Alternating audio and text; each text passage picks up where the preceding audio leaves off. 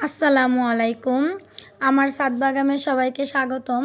এখানে হচ্ছে গিয়ে আমার ১২ মাসে একটা থাই সবেদা, যেটা নাকি প্রচুর পরিমাণ ফল দেয়।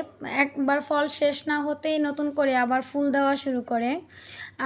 এটার মধ্যে এবারকার প্রচুর প্রচুর পরিমাণ সবেদা হয়েছে। এটা হচ্ছে যে লম্বাটে সবেদা যেটা, ওইটা। থাই সবেদাগুলি অনেক মিষ্টি হয়। আজকে শুধু আমার বাগানের গাছটা আপনাদেরকে দেখালাম। আরেকদিন দেখাবো কিভাবে বাগানের মধ্যে আমি সবেদা গাছের কিভাবে পরিচর্যা করি, কিভাবে সার প্রয়োগ করি। তো সবাই জানাবেন কীরকম লাগতেছে আমার গাছটা। আমার ছাদের মধ্যে প্রচুর পরিমাণ গাছ রয়েছে। তো সময়ের জন্য আসলে আমি ভিডিও করতে পারি না। তো এই যে দেখতেছেন যে সবেদা গাছটা, এটা আমার 4 বছর হয়েছে আমি এটা লাগাইছি। লাগানোর পর থেকে ফল দিয়ে যাইতেছে, এখনও পর্যন্ত দিতেছেই। এখন সবাই ভালো থাকবেন।